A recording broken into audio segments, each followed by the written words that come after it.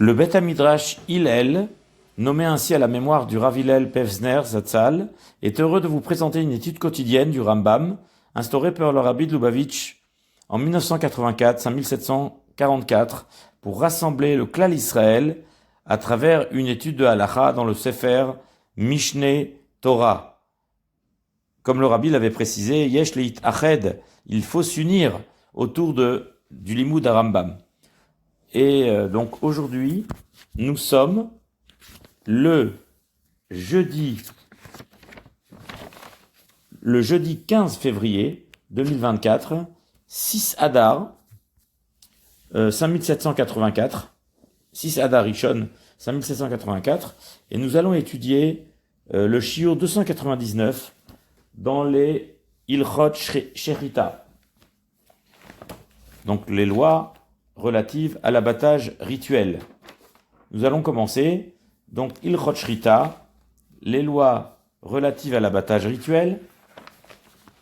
Yesh bichlalan 5 mitzvot, elles contiennent 5 mitzvot, 3 mitzvot assez, 3 mitzvot actives, 2 mitzvot lot assez et 2 mitzvot négatives. Vezeu pratan, et voici le détail de ces mitzvot. Aleph, lishrot v'acharkach yochel, on a le devoir d'abord de faire l'abattage, et ensuite pour manger. Bet, shelo lishrot oto oved beno beyom echad, on n'a pas le droit de faire la shrita, d'abattre un animal et son enfant le même jour.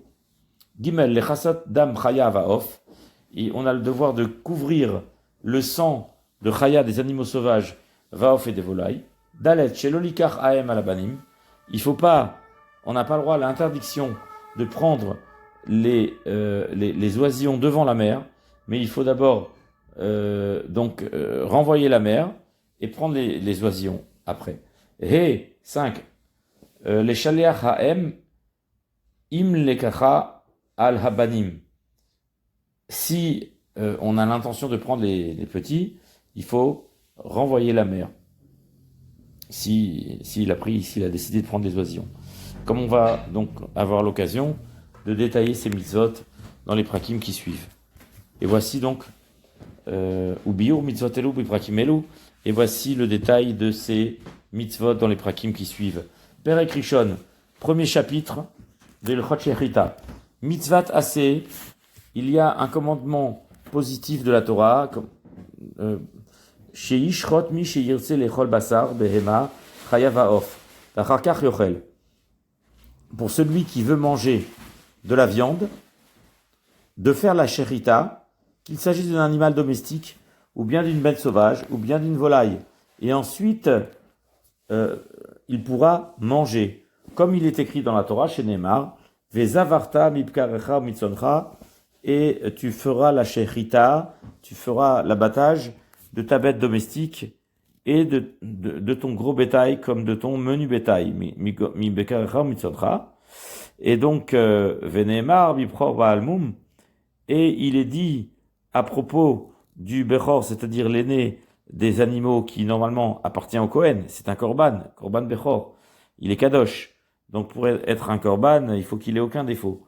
Mais par contre, s'il a eu un défaut qui ne rend pas non cachère l'animal, comme on l'a expliqué dans les lois de la cacheroute, ça le rend pas terefa, ayant une lésion interne qui met en danger son pronostic de vie, comme on l'a expliqué précédemment. Mais ici, un moum, c'est un tout petit défaut, l'oreille un peu coupée, la lèvre un peu coupée.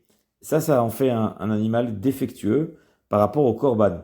Et dès lors que ce bechor-là a un défaut, alors on peut plus l'offrir en korban, et automatiquement, il est cachère pour un juif, pour le Israël. C'est-à-dire que cela revient au propriétaire, qui peut lui faire la shrita pour le manger.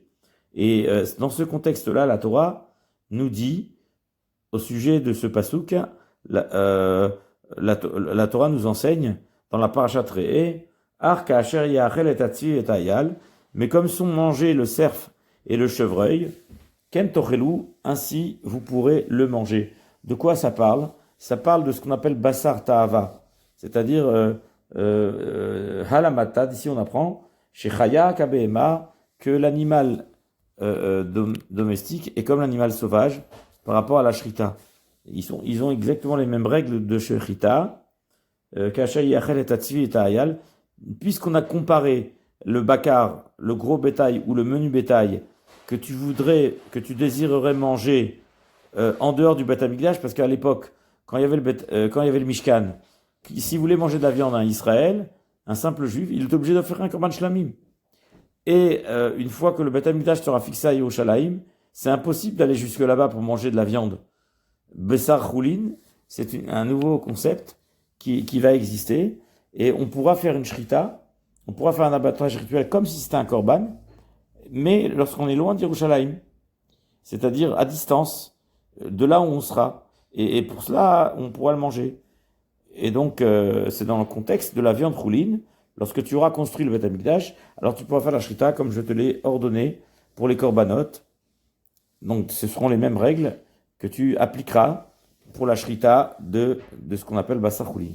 Et tu en mangeras sans avoir besoin de l'offrir en korban shlamim. Cela s'appelle Bassar Ta'ava, selon ton bon désir. D'accord? Selon ton désir. Voilà. Et donc, c'est dans ce contexte, on a vu que la shrita d'une béma est comme celle d'une chaya. Elle répond aux mêmes critères. Alors maintenant, halamata shchaya kabema l'inyan shrita. Ou baof ou omer. Maintenant, qu'en est-il des volailles? Eh ben, il est dit, asher yatsut set chaya o off. Celui qui va chasser un gibier, un animal sauvage, au off, ou bien une volaille. Donc le gibier et la volaille, l'animal sauvage et la volaille sont comparés. Le shafachet damo, alors il devra verser le sang, c'est-à-dire il y a la misat kisui adam, comme on va l'expliquer plus tard. Mais la met shfichat dam haof ke shfichat dam hachaya. De là, tu as appris que la façon de verser le sang pour une volaille est semblable à la façon de verser le sang pour un animal sauvage. Donc, encore une fois, tu as comparé la volaille à la chaya. De même que tu avais comparé la BMA à la chaya. Kasher Yachel et Tatsvi et Ta'ayal. Donc de là, tu vois que dans ces trois catégories, le mode de shrita, c'est le même. Maintenant, ça va diverger par rapport au nombre de simanim, comme on va avoir le besoin de l'expliquer. Et bien sûr, cette mitzvah de shrita, c'est pas une mitzvah chiyuvit, c'est une mitzvah kiyumit. Si tu as besoin de manger de la viande, alors tu fais la shrita. C'est comme la mezouza. Si tu as une maison, tu mets une mezouza. C'est pas une mitzvah chiyuvit comme le korban pessar, par exemple, ou autre chose comme ça. Ou mettre les tefilines tous les jours. Mais c'est une mitzvah kiyumit que l'on doit accomplir selon les circonstances de notre besoin de manger de la viande. C'est pas une obligation de manger de la viande. C'est un droit, c'est un besoin. C'est peut-être parfois une manière d'honorer une soudat mitzvah, comme les soudats de Shabbat, Yom Tov, etc., etc. Bet, deuxième halacha. Veilchot shechita, et les règles de la shechita, bechulan achathen. Dans toutes ces catégories, c'est les mêmes pour toutes les espèces. Les fichach hashochet behema o chaya o off, en ce qui concerne précisément la bracha, comme on va le dire, qu'il s'agit d'un animal domestique sauvage ou volaille, alors que nous enseigne le Rambam ici, Mevarer Trila, on fera la bracha au préalable, Asher Kideshanu Bamizotav Etzivanu, à la Shechita, c'est-à-dire qui nous a ordonné par ses commandements, Vetzivanu, et qui nous a sanctifié par ses commandements, et nous a ordonné de faire la Shechita. Alors, maintenant, précision. Veimlo berer, pardon.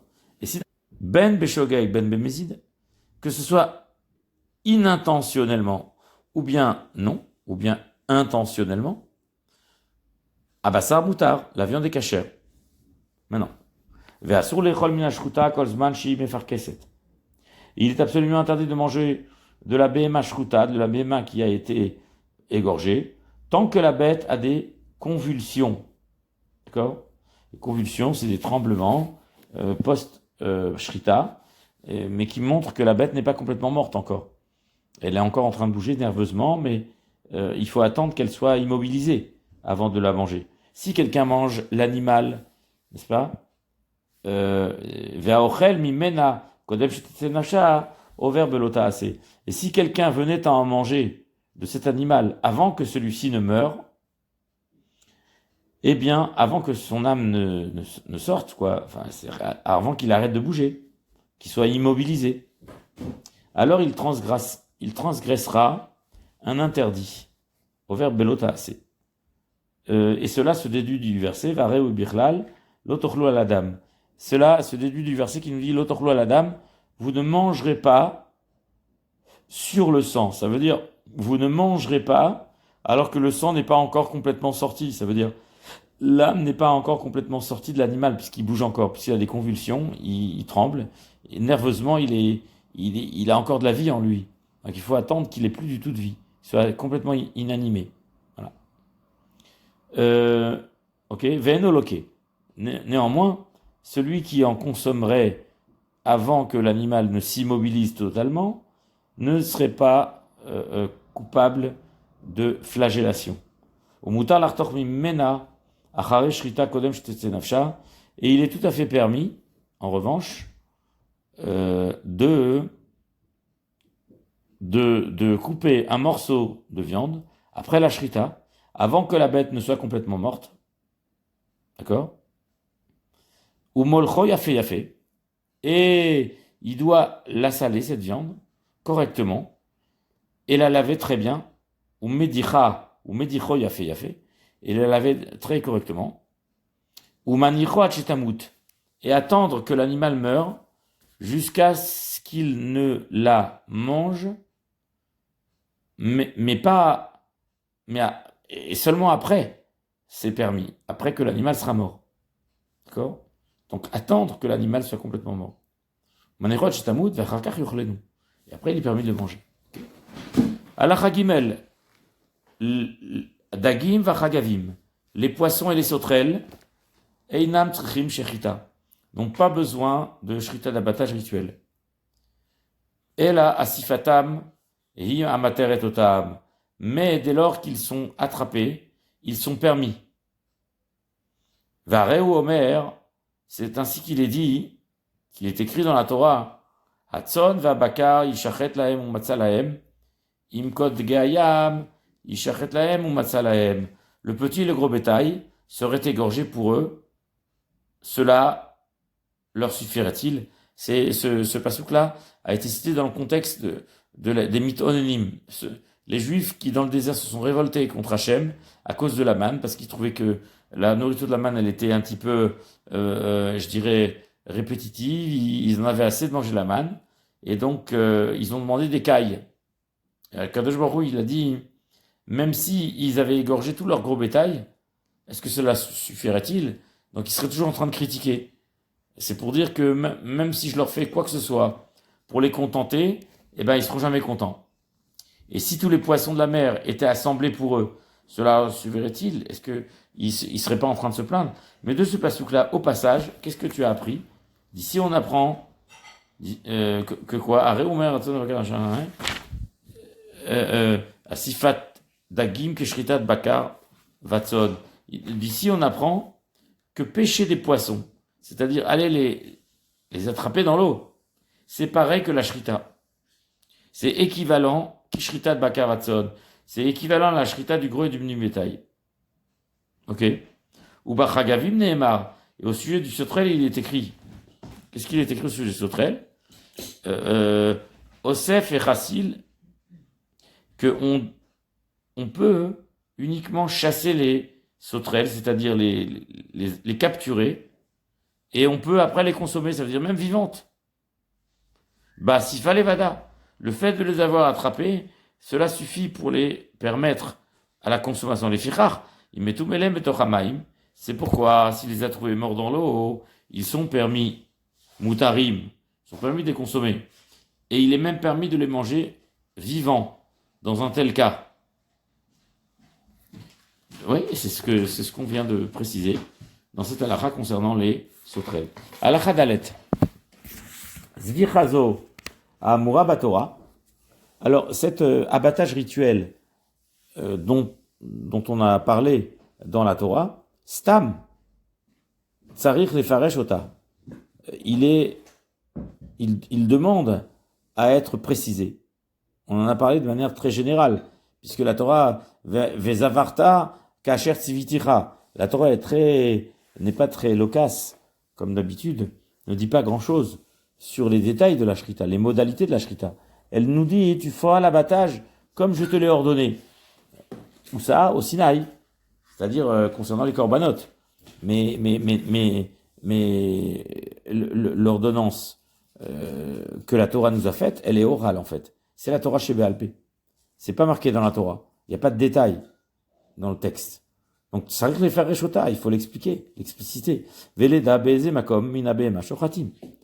Et donc, il faut donc préciser à quel endroit précis il est nécessaire de faire la shrita. Vekama shiur shrita.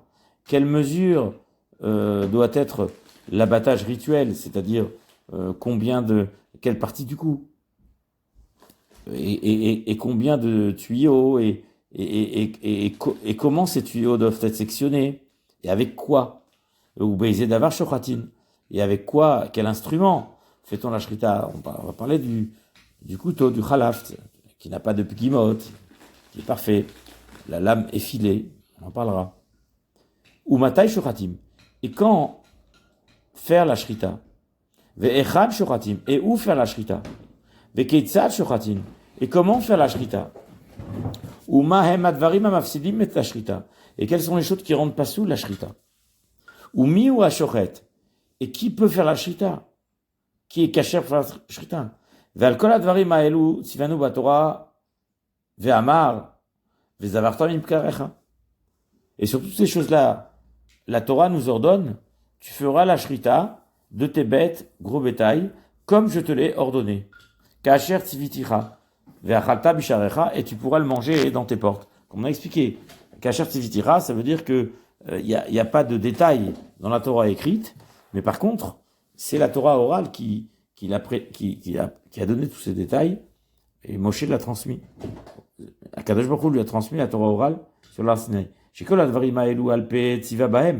Que toutes ces règles ont été ordonnées par oral, comme le reste de la Torah orale, qu'on appelle, comme le Rambam nous explique ici, il nous répète un petit peu ce qu'il a dit dans la Hakdama, dans l'introduction du Rambam, Kishar Torah Shebe'alpe, She'anikret Mitzvah, HaTorah ve'Amitzvah, HaTorah zot Torah Shebirtav, comme je suis perdu, mais la tribourze. Mitzvah zot Torah Shebe'alpe, c'est-à-dire que, comme le Rambam explique dans son introduction, effectivement, il y a deux parties dans la Torah, Torah orale et Torah écrite. La Torah écrite, c'est la Torah écrite, le texte scripturaire, et en mode oral, c'est quoi? C'est Ve'a mitzvah. La mitzvah, c'est le commentaire oral de la Torah écrite. He, alachae, makom ashrita minachai, l'endroit précis où on fait la shrita de l'animal vivant, ou atzavar, il s'agit du cou. Ouais. Bechol atzavar kasher li shrita. Et tout le cou est kasher pour faire la shrita. Comment cela? Keitzad. Baveshet, l'œsophage, mitrilat amakom, shekshechrotrinoto mitkavetz. Alors l'œsophage, c'est donc le tuyau qui sert à faire passer la nourriture en fait. Depuis l'endroit où lorsqu'on coupe, la coupure se referme sur elle-même, comme un tuyau. D'accord? Et ça, c'est-à-dire que c'est dur, c'est lisse. La section se fait de manière rectiligne, régulière, droite. Et comme c'est un tuyau qui est assez rigide, donc il se referme sur lui-même, automatiquement. Donc il n'y a pas de brisure. La coupure, elle est tranchante, elle est lisse, elle est régulière. Voilà l'idée. Alors, et ça, c'est la qualité de l'œsophage. Admekom shiasir, jusqu'à un endroit de l'œsophage qui est trop haut, on va dire, parce que à ce niveau-là, eh bien, le tuyau n'est plus lisse. Pourquoi? Parce qu'il a comme des poils. Donc, il est plus lisse, il est plus facile à couper de manière régulière, parce que quand on va le couper là-bas puisqu'il y a des poils, ça coupera pas bien. Via triliot pratine. Et donc, lorsqu'on va passer la lame du couteau, au lieu de trancher, de sectionner de manière comme ça, tranchante, eh bien, qu'est-ce qu'on va obtenir? Pratim. Cela va briser en morceaux. D'accord? Et donc, ça va pas être très, très... comme la panse, nous dit le Rambam, kakeres. Semblable à la panse, c'est-à-dire la panse, quand tu coupes, il y aura des morceaux, ça va se fragmenter. Zeu makom ashrita baveshet.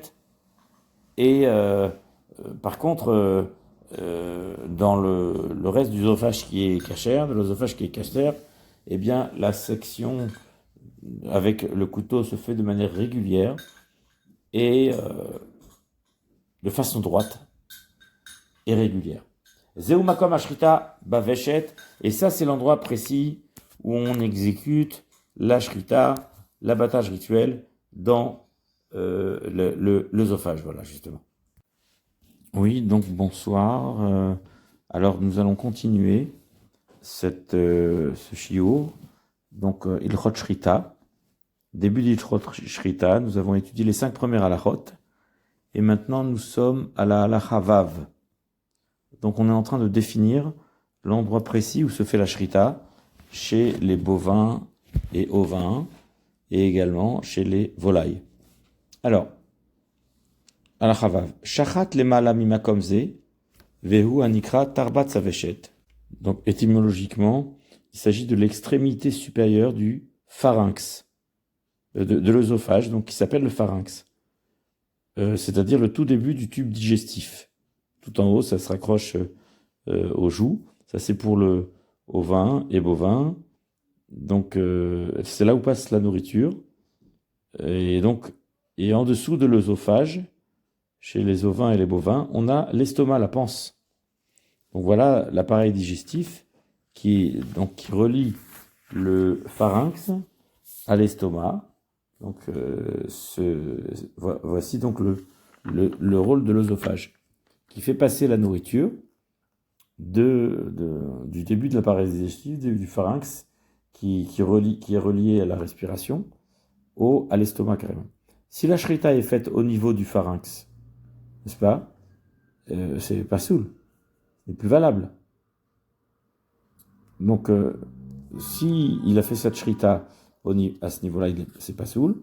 Dans tous les cas, si la shrita a été faite trop basse, donc après l'œsophage, donc vers la panse, la shrita également est psoula, pour les mêmes raisons.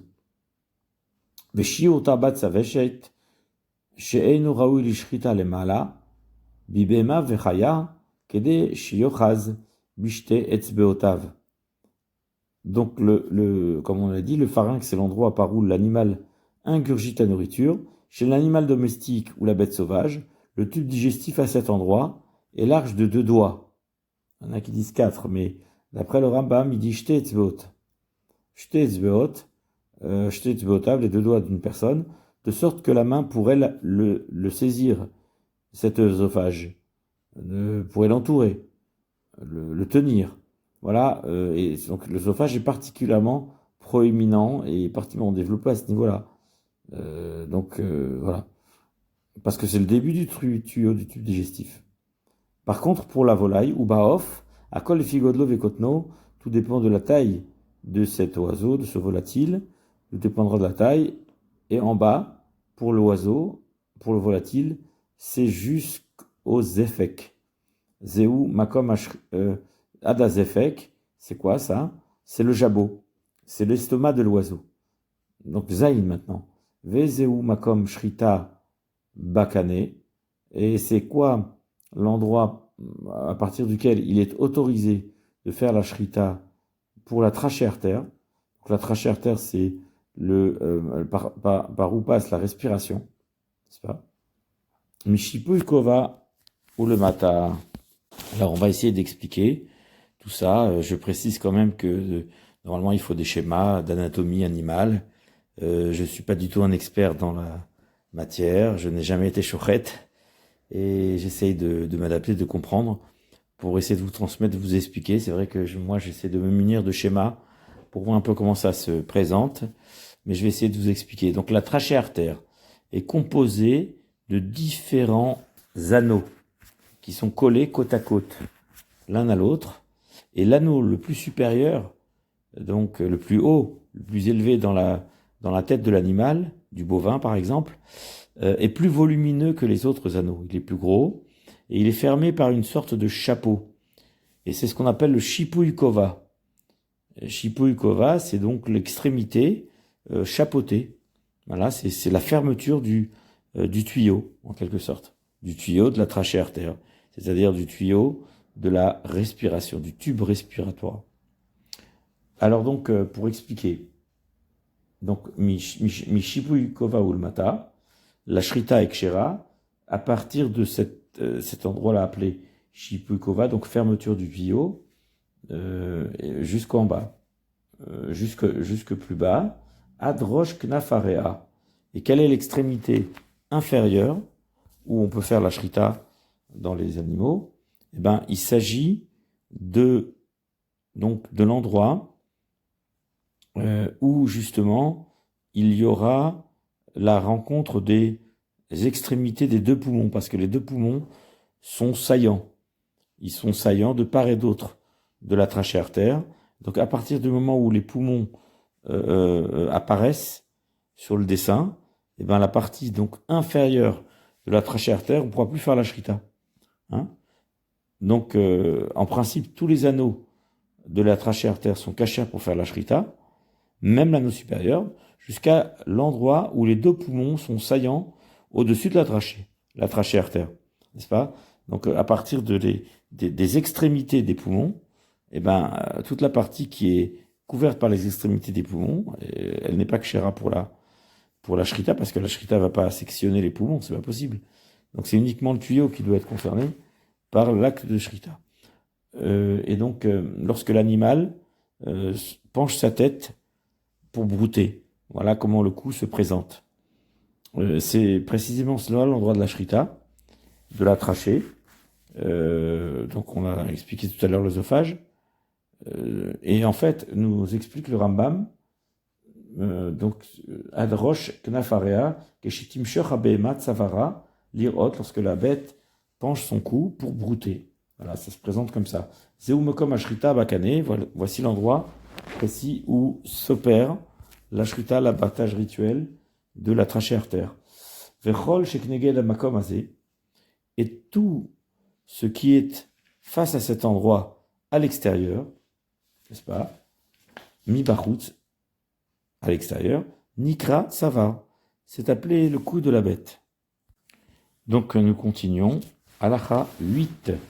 Chet, Ansa Behema Atzma, si l'animal a tendu son cou pour brouter l'herbe de façon exagérée, ou Mashrat Savara Arbe, et elle a tendu son cou de manière très forte, très exagérée. Ou bien, chez Anas, à Shochet et à Simanim, que le Shochet lui-même a forcé sur les deux Simanim, les deux tuyaux que sont l'œsophage et la trachée artère, et il les a tirés avec force vers le haut, d'accord, comme si il dresse le cou de l'animal, comme ça, il lève la tête de manière très exagérée, et il tire les Simanim ainsi, donc il les tire de manière anormale. Ils ne sont pas à leur place, en quelque sorte. Il les déplace de l'endroit habituel où ils se trouvent.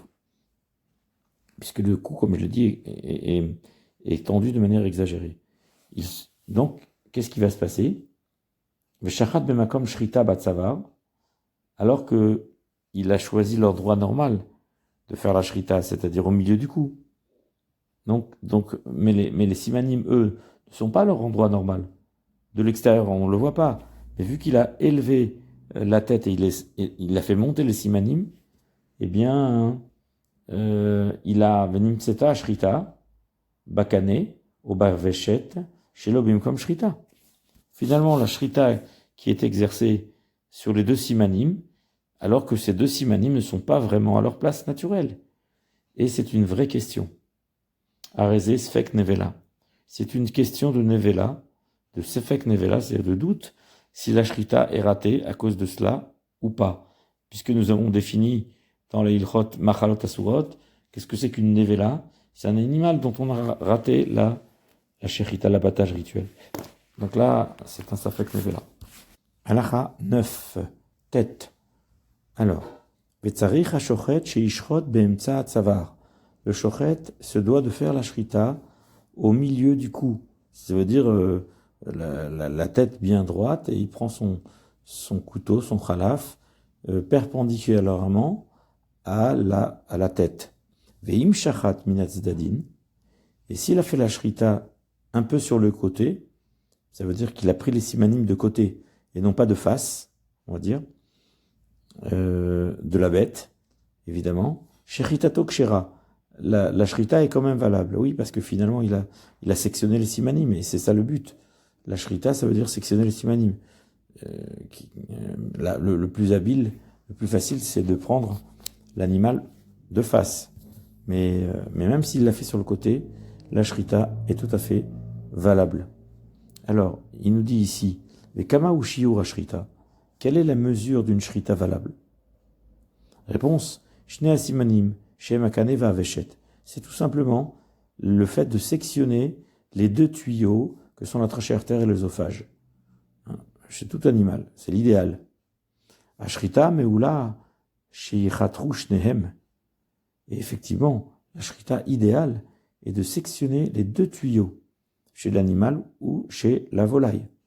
Velazé itkaven ashochet. Et c'est cela, et c'est ce but-là, c'est cet objectif que le shochet doit viser. Il doit essayer de faire le maximum. Ve'im shachat rov echad mehem. Mais toutefois, s'il n'a coupé qu'un seul des deux majoritairement, n'est-ce pas? Rov echad mehem ba'of, un des deux majoritairement pour la volaille, verov shnaim ba'behema, et la majorité des deux chez la bête domestique ou sauvage, le quadrupède, alors shechitato keshera. Alors à ce moment-là, la shrita est tout à fait validée. La chayoud, shachata echad kulo vachatsi asheni babehema. S'il a fait la shrita d'un seul des deux simanim, d'un seul des deux tuyaux, totalement, il a réussi à couper, à sectionner un des deux tuyaux de manière complète, oui. Et par contre, le deuxième tuyau, il ne l'a coupé qu'à moitié. Quand on dit à moitié, c'est pas majoritaire, c'est la moitié pile. Shritato psula, c'est pas soul, puisque qu'est-ce qu'on a dit? Pour que ce soit kasher, il faut au moins que la majorité des deux soit sectionnée. Et si c'est la totalité de l'un et la moitié de l'autre, c'est pas bon. Roubo shelze vers roubo shelze. Par contre, s'il y a la majorité de l'un plus la majorité de l'autre, comme on vient de dire, afalpish le shachat mikol echad mehem ela yeter al chetzio, bien qu'il n'a fait la shrita concernant chacun des deux tuyaux que pour plus de la moitié, kechut asara, et ce plus, cette majorité, eh bien, elle ne tient qu'à un fil, c'est-à-dire un tout petit peu plus que la majorité, mais c'est quand même reconnaissable, on peut le vérifier. Arezo kshera, alors cette shrita est valable. Kivan shechat yeter al chetzio, kol sheu, rubo hu, dès lors qu'il a dépassé d'un temps soit peu, bien, il a eu une majorité, la moitié a été dépassée légèrement, ça s'appelle le rov, ça s'appelle une majorité, et dans la Torah, ça fonctionne comme ça. Dès lorsqu'on fait une chose majoritairement, c'est considéré comme si on l'avait fait. Maintenant, Alacha Yudalef, Shachat Chetzio Shelze, Chetzio Shelze, Afilu Baof Shritato Psula. Si il n'a fait la shrita que de la moitié de la trachée et de la moitié de l'œsophage, les deux moitiés, uniquement moitié, même s'agissant de la volaille, Afilu Baof, même s'agissant de la volaille, où on a dit que c'est la majorité d'un des deux simanim qui suffit. Mais là, c'est la moitié des deux, il n'y a aucune majorité. Et donc, la conséquence, elle est que Shritato Pesula. La Shrita est invalidée. Kane, Shayachetio Pasuk. Si la trachée artère, elle était à moitié tranchée, c'est-à-dire qu'elle avait déjà une fente. Elle avait déjà une fente, donc, qui était à moitié, pile à la moitié. C'est un défaut. L'animal est viable. Il n'est pas très tréfa pour autant, il n'est pas considéré comme ayant des conditions qui mettent en question sa vie. Le shachat al-makomze. Et maintenant, le shochet a continué, il a agrandi cette fente à partir de cet endroit-là qui était déjà fendu, et il en a fait une majorité, c'est-à-dire qu'il n'a coupé qu'un tout petit peu. Mais comme Achitour Meat, il n'a fait qu'une petite section à cet endroit-là, Vishlim Olarov, et il a obtenu, grâce à cela, une majorité, avec ce petit effort, ce petit rajout. Ben Sheitri Lishrot, Bamakom Hashalem, qu'il s'agisse d'un cas où il a commencé son acte de Shrita à un endroit où il n'y avait pas de défaut, où il n'y avait pas d'encoche, où il n'y avait pas de fente, et qu'il a rencontré la fente après, qui était pas très très loin de cet endroit-là, et il en a bénéficié, ou Paga Bachatar, il a effectivement rencontré, en enfonçant son couteau, par le mouvement de la lame effilée sur la trachée, eh bien, il a rencontré cette fente, ce qui lui a facilité la tâche, ou bien, Ben Shirni Zakin Bachatar, ou bien carrément, depuis le début, il a rencontré cet endroit fendu, et il n'a fait que continuer, que poursuivre un tout petit peu l'endroit fendu, Beishlimol Larov, et il en a fait une majorité. Shrita Tokshera, à ce moment-là, la Shrita est valable. Car nous regardons le résultat. Et le résultat final, c'est que il a réussi à couper, à sectionner les deux simanim, les deux tuyaux, de façon majoritaire, bien que l'un était déjà fendu et qu'il n'a fait que continuer ce qui avait été fait, et que sa fente est minime. Son effort est minime, mais il vient compléter ce qui était déjà là. À la chayut bet, kol ha-shochet tzarich livdok ha-simanim. Tout shochet, après sa shrita, doit vérifier les simanim. Il doit ouvrir le tsavar, le cou de la bête, le bet ha-shrita, ce qu'on appelle, et il doit vérifier les simanim, de quelle manière ont-ils été sectionnés. En général, il y a un mashgiar pour ça, à part le shochet. Le shochet ou un mashgiar qui est avec lui, ça dépend. Sur les chaînes de shritot, c'est bien organisé. Il y a une équipe, ils travaillent ensemble. Il y en a un qui fait la shrita, un autre qui vient, qui est mashgiar, qui surveille le travail de son collègue. Et donc après la shrita, évidemment, on va aller vérifier de quelle manière les tuyaux ont été sectionnés. Est-ce que la shrita est kshera? Est-ce que c'est la majorité de ces tuyaux qui ont été sectionnés? Vim le badak. Et si on s'est tellement empressé qu'on n'a même pas eu le temps de vérifier si c'était la majorité des simanim qui ont été sectionnés. Et à ce moment-là, qu'est-ce qui s'est passé? Et on a tranché la tête avant même de vérifier ce qui avait été shrité, abattu rituellement auparavant, à raisonner là. Cet animal n'est pas cachère, c'est-à-dire qu'il est névéla. Cette shrita est gâchée. Elle est ratée. C'est une shrita ratée. Et c'est ça la définition de Nevela, c'est celui qui a raté la shrita. C'est le cas, puisqu'on ne sait pas si les simanim avaient été correctement sectionnés. Et quand on ne sait pas, ça fait que de Oraïta la Khumra. On va considérer que c'est pas cachère. La filoaya shochet zariz ou maïr. Et même si le shochet était quelqu'un de zélé et quelqu'un de rapide, et donc on pourrait s'appuyer sur une éventuelle chazaka de dire oui, certainement il a bien fait. Eh ben non, il faut le vérifier. On ne peut pas savoir. Et d'ailleurs, c'est ce qui nous est expliqué à la halakha suivante. Yud Gimel. Kol behema bechayeha, tout animal de son vivant, becheskat isur omoded. Elle est considérée comme étant dans une situation préalable d'interdit. Oui, présomption d'interdit, puisque pour l'instant, il n'y a pas eu de shrita. L'animal tel quel, on ne peut pas le manger, c'est pas possible.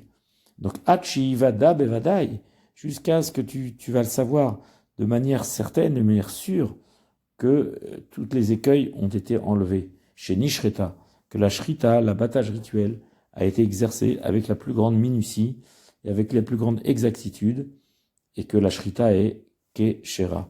C'est pour ça qu'il faut une certitude. On ne peut pas s'appuyer sur les compétences du shochet, sur sa dextérité, etc. Tout ça, ça ne tient pas. C'est pour ça qu'il faut une certitude. Parce que il n'y a pas de présomption de cacheroute à un animal. Car tant qu'il n'a pas été abattu rituellement, il n'est pas cachère. Potentiellement, il n'est pas cachère. Donc, pour être certain, il faut enlever ce safek, ce doute. À la chayut dalet, ou baiser d'avar shochatin, et avec quel objet peut-on faire l'abattage rituel? Bechol davar, avec tout objet. Ben besakin, soit avec un couteau, shel materet, de métal, de fer. Ben bitzror, bitzur. Tsur, c'est-à-dire, c'est un silex. Un rocher, une roche. C'est-à-dire un silex tranchant, qui a été affûté, bien sûr. Au bisrouchit, ou bien un morceau de verre qui a été aiguisé et qui peut couper, comme on va l'expliquer après. Au bikrumit shelkane, ou bien on peut également utiliser la tranche d'un roseau correctement affûté et effilé pour faire office de couteau. Ha-agam, donc un roseau donc qu'on récupère dans les marécages, ou kayotse bahem, ou bien quelque chose qui ressemble à ça. Il faut que ce soit quelque chose de très solide. Le roseau est très solide, donc on peut l'affûter sur son biseau, quoi, sur son plan incliné, et on en fait une lame qui est très très tranchante. Midvarim achotrim, avec quelque chose qui est capable de trancher de manière très très efficace. Et à condition, bien sûr, que cette tranche soit tranchante, comme son nom l'indique, c'est-à-dire soit extrêmement il n'y ait aucune aspérité, aucun défaut. Veloyeba pegam, et qu'il n'y ait aucune fente, aucune brèche, aucune aspérité.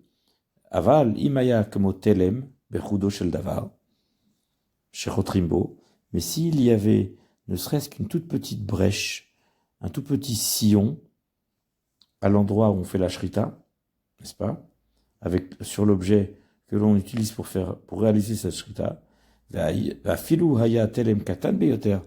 et même si cette brèche, ce sillon, cette fente est toute petite, d'accord, shechitato psula, à ce moment-là, la shrita n'est pas kshera, elle est psula, l'animal n'est pas kasher.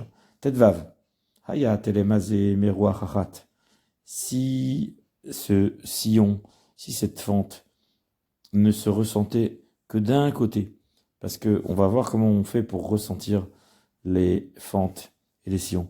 Loïch rodba, on ne peut pas utiliser cette lame, elle n'est pas cachère. Veim shachat derech haruach, shenab giman nikeretbo, shritato kshera. Et si on a utilisé l'autre côté, là où la fente, le sillon ne se ressent pas, alors c'est cachère. Keitzad, comment ça marche? Tetzain, explicitation de la halakha précédente. Sakin shetivdok beholacha velotargish sheyesh babgam. Si tu prends un couteau bien effilé, bien aiguisé, et que tu passes ton ongle dessus, comme ça, en montant, velotargish sheyesh babgam, et tu ne ressens aucune aspérité, aucune fente, aucun sillon. Ou kshetarzirota be'ava, et quand tu reviens, n'est-ce pas, targish yesh babgam, là tu ressens le bgam, là le sillon, ça coince, ton ongle il reste coincé, comme ça, tu ressens l'aspérité, tu ressens le petit trou.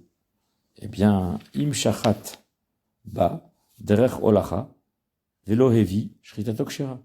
Si il fait la shrita dans le sens de la montée, là où justement il ne ressentait pas l'aspérité, le défaut, la fente, en montant, le geste de monter le couteau vers le haut, ça suffit. De faire un seul passage, normalement, une shrita, il faut faire un aller-retour, sans pression, bien sûr, sur le cou d'animal. Et ben, si il avait essayé de mettre son doigt, son ongle sur la lame effilée du couteau, et qu'en montant, il ne ressentait pas d'aspérité, de fente, mais c'est en descendant qu'il le ressentait, et que la shrita a été exercée uniquement en montant, et que ça s'est très bien passé, shritato kshera. Veimevi, shritato psula. Mais si il a fait également le geste de descendre le couteau, étant donné qu'à ce moment-là, on ressentait le trou, la fente, avec l'ongle, donc sa shrita, obligatoirement, elle est pas kshera, elle est psula. Parce que ça veut dire qu'avec cette fente-là, il peut arracher quelque chose. Et ça, c'est une shrita tout à fait psula. Alors, Yudzaïn, Sakin, Shiola, Veoredet Kenachash, un couteau qui n'est pas droit, rectiligne, mais il gondole comme ça, comme un serpent, comme des fois les sabres qu'on voit des les sabres des Arabes. Mais il est correctement effilé. La lame est très, très, très tranchante, n'est-ce pas? Ben, ve'en babgam, mais il a aucun défaut. C'est-à-dire qu'il n'y a aucun trou, il n'y a aucune fente. Shochatin bal khatrila. On peut utiliser ce couteau pour faire la shrita, même s'il n'est pas tout à fait droit. Et sakin shepi achalak, ve'ein achada. Mais, et si maintenant, le couteau, il a une fente, il a une tranche qui est parfaite, au niveau de la tranche, on ne ressent pas d'aspérité, on sent pas de, je dirais, de trous, de fente, de nervure, quoi, où l'ongle coincerait. Ve'en achada, mais il n'est pas assez effilé, c'est-à-dire, c'est pas assez tranchant, je dirais que la tranche est parfaite, en ce sens qu'il n'y a pas de défaut, mais c'est pas assez pointu, c'est pas assez tranchant. Eh bien, Ro'il ve'en babgam, shoratin ba. S'il n'y a pas de défaut sur la lame, on peut faire la shrita avec. Vafapi she holer ve'viba kolayom hachishrata shritato kshera. Et bien que pour arriver à faire une shrita, il sera obligé de faire plusieurs allers-retours du couteau, bien sûr, sans exercer de pression, parce que exercer une pression, c'est pas cachère, ça on le verra. Mais uniquement le passage aller-retour d'une lame, parce qu'elle n'est pas assez effilée, on va dire, elle n'est pas assez tranchante, mais ça va finir par le faire, à force de passer, à force de passage, il va sectionner les deux simanim, on va forcément y arriver. Alors la shrita est quand même validée, elle est tout à fait valable. Donc Yutret, Sakin Khada, un couteau qui est aiguisé, chez Ushreza, donc qui a été aiguisé. On aiguise en général avec une pierre ponce et une pierre spéciale sur laquelle on aiguise le couteau, c'est-à-dire qu'on le passe d'un côté, de l'autre, pour aiguiser bien la lame. La re'ena halaka. Et ben, après que le couteau a été aiguisé sur la pierre en question, eh bien, le couteau est certes tranchant, mais il n'est pas complètement effilé. Il n'est pas parfaitement effilé, on va dire. Et là, magata et magaroche à chibolette, c'est-à-dire que quand il rentre en contact avec la zone du cou, il est comme, je dirais, l'extrémité d'un épi. Ça veut dire il n'est pas complètement effilé. D'accord? Chez Umistaber Baemsa, c'est-à-dire que il est un petit peu avec des petites, je dirais, des petites nervures sur les côtés. Oil ven babgam, mais étant donné que sur le fil du couteau, eh bien, il n'y a aucun défaut, il n'y a aucune aspérité, aucun sillon, aucune fente. Alors shochatin ba, on peut faire l'acheter avec, même si sur le côté il y a des aspérités, parce que c'est dû à l'action de la pierre ponce, de part et d'autre, de côté comme l'autre. On n'a pas bien équilibré, on va dire, le tranchant, de telle sorte à ce que c'est pas tout à fait droit, on va dire, mais c'est correctement aiguisé et c'est tranchant. Donc ça va pouvoir faire l'effet de la shrita. 19 maintenant. Yutet, Atolesh Kané, celui qui arrache une tige au chêne ou bien une dent animale bien sûr, une grosse dent on va dire, Oshekatsats Tsour, ou bien qu'il a extrait un rocher, une pierre comme un silex, comme ça, avec une tige, je dirais une lame tranchante, d'un côté, qui a été affûtée, otsiporène, ou même un ongle, l'ongle du pouce qui est proéminent, comme on fait pour la melika, mais qui est arem pradine. Mais cet ongle-là est suffisamment long pour faire la chata, peut-être pour les ophotes. Bon, bah, dans le Beth Amikdash, on l'utilisait, mais c'était une autre méthode. C'était pas l'ongle effilé et tranchant. Eh bien, ils sont quand même assez tranchants pour pouvoir faire la shrita. Ven baem gam, ils n'ont pas de défaut, ils n'ont pas de fente. Shochatin baem, on peut les utiliser pour faire la shrita. Vimna atzam bakarka, et dès lors qu'ils ont été enfoncés dans le sol, parce que on les plante dans le sol pour quand on fait pas la shrita, par exemple. Lo yishrot baem keshem neutzim. Évidemment, on n'a pas le droit de faire la shrita lorsque ces bâtons, ces tiges sont plantés dans la terre, parce qu'il faut les tenir. correctement, mais si toutefois ces tiges tranchantes ont été fixées dans la terre, et c'est de cette manière-là qu'il a réalisé la shrita est quand même valable. Parce que, donc, on a dit que la lame était suffisamment tranchante pour réaliser une shrita correcte.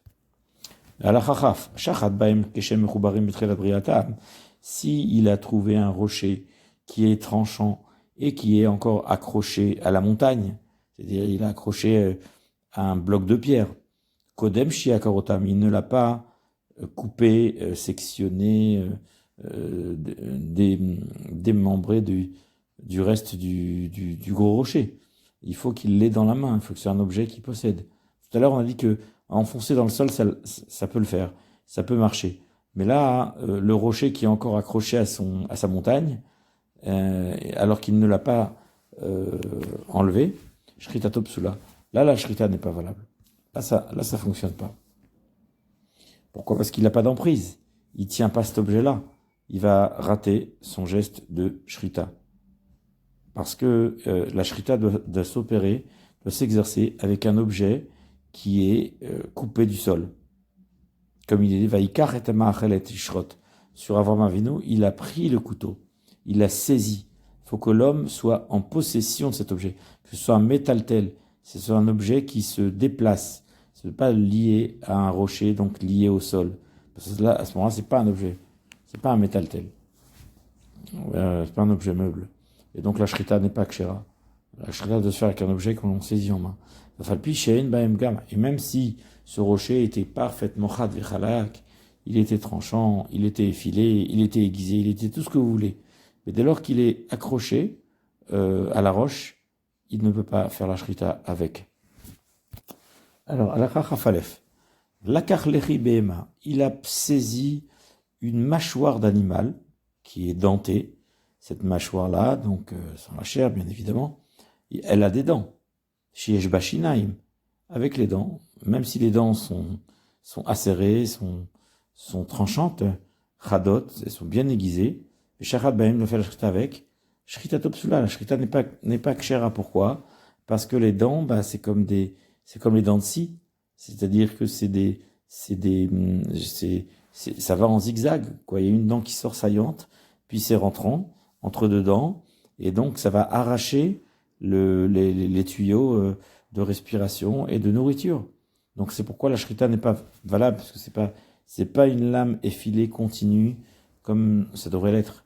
Mipneshen kemagal, c'est exactement comme une serpe, comme une fossile, comme un outil qui est composé de dents, avec laquelle on coupe les gerbes de blé. Les magables sont en demi-cercle, les faucilles, comme ça, et donc elles sont trop arrondies. Tout à l'heure, on avait parlé d'un sabre qui faisait un petit peu comme un serpent, parce que c'était pas tout à fait droit. Mais là, c'est carrément arrondi, quoi. C'est en croissant de lune. Aval beshen achat.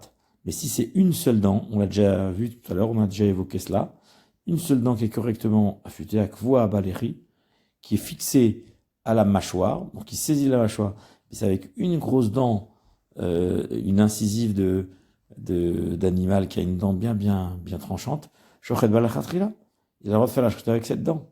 Va falloir puis chez ikvuabo, même si elle est fixée à la mâchoire. Si il a donc affûté le couteau, Ravbet, donc Liben Asakin Baour, il a fait chauffer le métal du couteau à blanc, chauffé à blanc. Alors ça veut dire que le couteau, c'est pas simplement la lame qui coupe, mais c'est également la chaleur très forte qui va également peut-être brûler le cou de la bête. Alors est-ce qu'il est permis de brûler le cou d'une bête pour la shriter? Liben Asakin Baour, dès lors qu'il a passé la lame du couteau au feu, et ensuite il s'est adonné à cette activité de faire la shrita tokshera. La shrita, pour autant, est kshera. Sakin chez Tzida Echad Magal, un couteau dont l'une extrémité c'est comme une serpe, c'est comme une faucille, mais Tzida Sheni Yafé, et l'autre côté il est droit. C'est un couteau un peu comme ça, à double tranchant, il y a un côté qui est très arrondi et l'autre côté qui est tout à fait droit. Voilà. Il a deux formes suivant le côté que l'on choisit. Et là, il a choisi effectivement de faire la shrita du bon côté. Lo yishrod betzada yafé, lechatchila. Il n'aura pas le droit d'utiliser même le bon côté de ce couteau-là. Pourquoi? Gezerah. C'est un décret. Shema yishrod betzada acher. Car on ne sait pas, peut-être au dernier moment, il peut se tromper et il peut utiliser l'autre côté. Oui, donc c'est trop trompeur. On risque trop de commettre des erreurs. Vim shachat. Olu betzada yafé shachat, chizarok shera. Et si toutefois il n'a pas tenu compte de cette prescription et il a quand même fait la shrita avec le couteau, mais évidemment il a utilisé l'endroit valable, sa shrita est quand même validée. Alors, Chav Gimel, Ashochet tzarich shivdok asakin. Un shochet doit vérifier son couteau, Bechouda, voir son acuité, c'est-à-dire son tranchant, son côté tranchant, qui est affûté, qui est affilé, qui est vraiment tout à fait fin et tranchant, ou mitzadze, et des deux côtés. Et ketzad bodka, comment est-ce qu'il la vérifie son couteau? Molicha ou mevia albsar etzbao, il conduit le couteau en le dirigeant vers le haut et vers le bas sur sa peau, c'est-à-dire sur la peau de son doigt, d'un de ses doigts. Évidemment, il fait attention parce qu'il peut se couper les doigts. Ou molicha ou mevia altipordon. Ensuite, après avoir passé le couteau, la lame du couteau sur son doigt, pas de manière tranchante, mais sur le côté comme ça, pour bien ressentir la lame dans toute son acuité. Ensuite, il l'essaye sur l'ongle. Mishalosh rotea, shem pia ou shnetz dadav. C'est-à-dire, l'ongle, il a pias, donc son extrémité, des trois côtés en fait. Les trois côtés du couteau,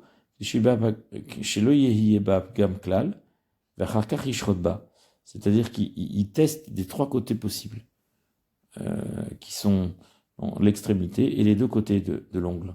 C'est-à-dire l'ongle a trois côtés puisqu'il fait un petit peu un arc de cercle. Donc il va tester le couteau des trois côtés de l'ongle afin de voir si son couteau est suffisamment tranchant. Et seulement après avoir testé le couteau avec donc ces ongles-là, il pourra s'adonner à faire la shrita. Kavdalet. Et de même qu'il doit faire la vérification du couteau avant la shrita, il doit également la faire après la shrita, car ce qui me dit que il a peut-être rencontré un obstacle et le couteau a peut-être perdu de son acuité et il est plus tranchant comme c'était au début. Car s'il s'avère que en vérifiant avec son doigt ou avec ses ongles, il trouve une faille, il trouve une fente, il trouve une fissure dans la lame, on a un doute si cet animal est nevela, car peut-être que c'est avec un couteau défectueux qu'on a exercé chercher. Shema baor nifgema, car il est possible que au contact de la peau qui est assez extérieure, parce qu'il faut passer par la peau avant de trancher les deux simanim, la trachère et l'œsophage, les deux tuyaux. Il y a la peau d'abord de l'animal, la peau du cou à trancher. La lame effilée du couteau, bien sûr, doit trancher ce cou. Nifgema, et c'est possible qu'à cause du coup, cela a abîmé le couteau, ou que chez Shachat, à Simanim, Besakin, Gouma, Shachat. Et après, lorsqu'il arrive au Simanim, parce que c'est ça quand même l'essentiel, la trachère et l'œsophage ont été tranchés avec un couteau non valable, sur lequel il y avait des aspérités, il y avait des défauts, comme on vient de le dire.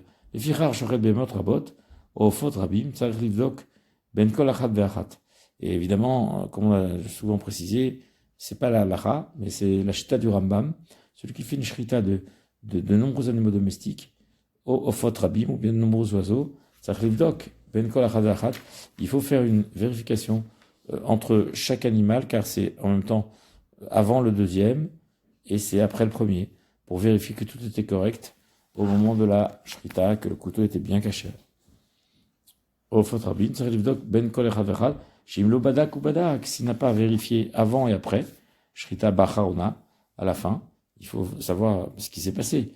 et qu'à la fin du compte, on trouve que le sakin, il est bgouma, il a des aspérités, il a des fentes, et il a des sillons. Areakol safek, nevelot, filo arishona. Et ben, toutes les shritotes qui ont été exercées avant, depuis la première, sont invalidées. On a besoin de savoir, une par une, si le couteau était valable après coup. Et d'ailleurs, avant coup aussi. Oui, pour couper les coups. Tout à fait.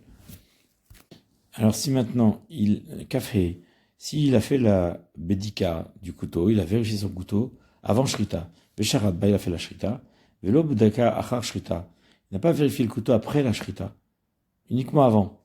Et après, il n'a pas vérifié, il a enchaîné sur d'autres. Beshavar ba etsem, et après sa shrita, après avoir abattu rituellement une seule bête, oui, on parle qu'il a fait la vérification à l'avance, mais pas après. Veshavar ba etsem, et ensuite il a cassé un os avec le couteau, oetz, ou bien morceau de bois, kaetsebaem, tout ce qui s'ensuit, rakar badak umtsa bkuma. Après il a observé, il a vu, il s'est rendu compte que le couteau était défectueux. Sheritato kshera, la shrita elle est kshera. Shereskat asakin shenivgema bedavar akaché, chez Shiberba. Car nous avons une certitude que le sakin, que le couteau, chez Nivgema, qui a été pagoum, qui a été donc rendu défectueux, Badavar a caché chez Shiberba, c'est avec l'objet dur qu'il a rencontré.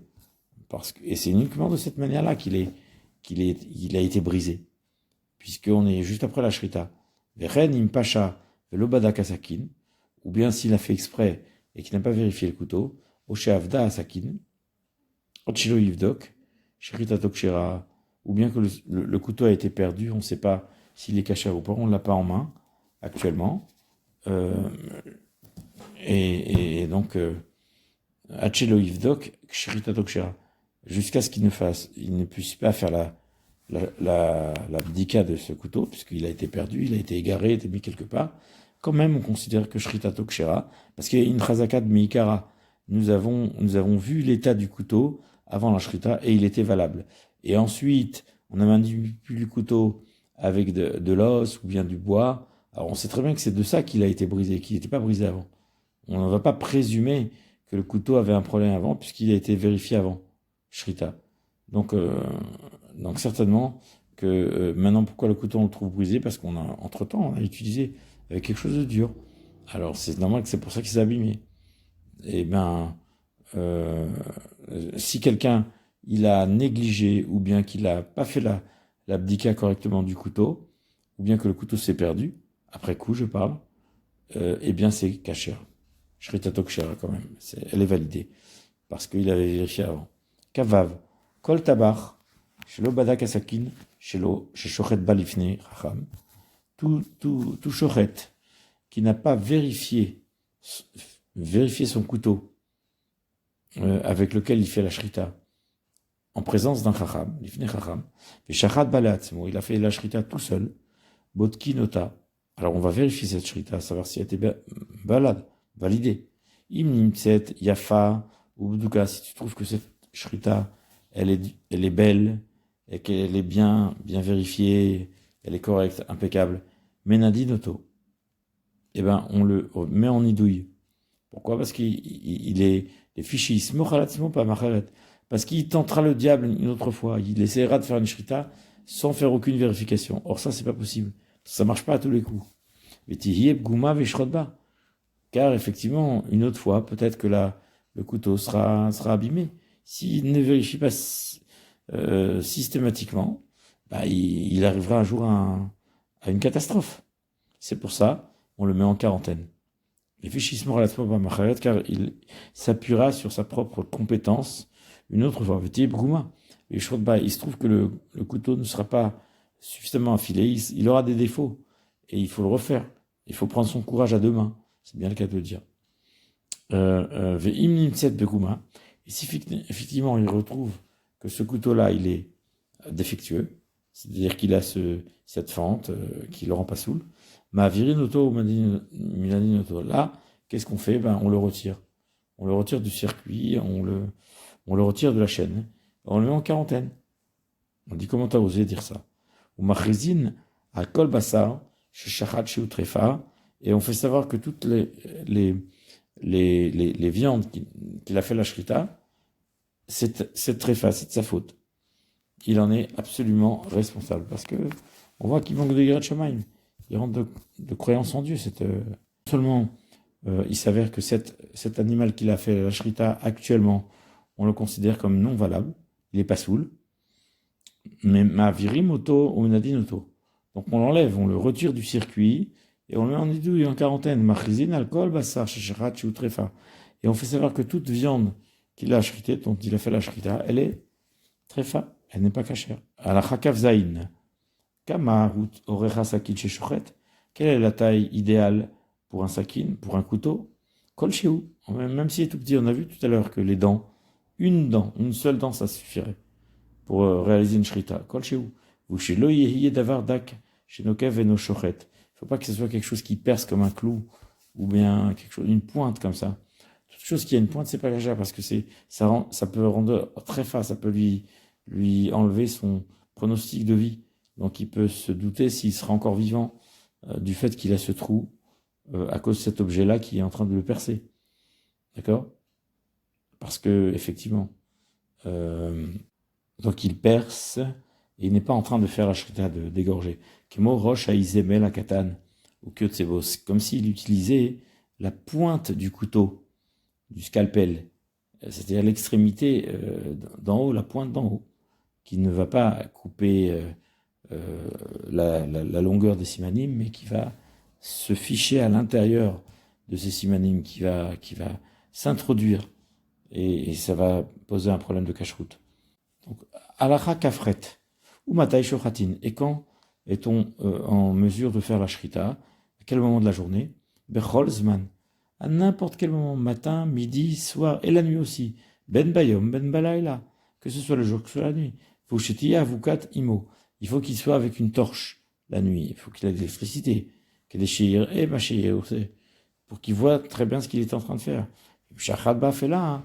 Et s'il a fait la shrita dans l'obscurité, shrita tokshera, sa shrita est quand même malgré tout shera. Alors maintenant, chavtet, dernière halakha du perek. Ashochet beyom kipurim au beshabbat. Celui qui fait la shrita, soit à Yom Kippour, c'est assour. Parce que il fait couler du sang, c'est un des 39 travaux. Et Yom Kippour, c'est Shabbat Shabbaton. Mais sauf que c'est moins grave que Shabbat lui-même. Parce que Shabbat lui-même, c'est karet. Et c'est ce qu'il a. Alors que Yom Kippour, c'est pas la même chose. Il y a Yom Kippour, c'est karet aussi. Mais c'est moins grave, on va dire, par rapport au Issour de Shabbat. Comment on va l'expliquer? Afalpi chez Ilou Hayam Ezid, Hayam Mitrayev Benafsho. Il est clair que s'il avait fait exprès, il aurait été Hayav Mita peut-être. Au Mitrayev Malkout, ou bien il aurait eu une sanction comme la flagellation. Al Yom Akipurim Sherita Tokshira. Alors que avec Yom Kippour, la shrita, elle est valable, elle est validée, elle est kshara.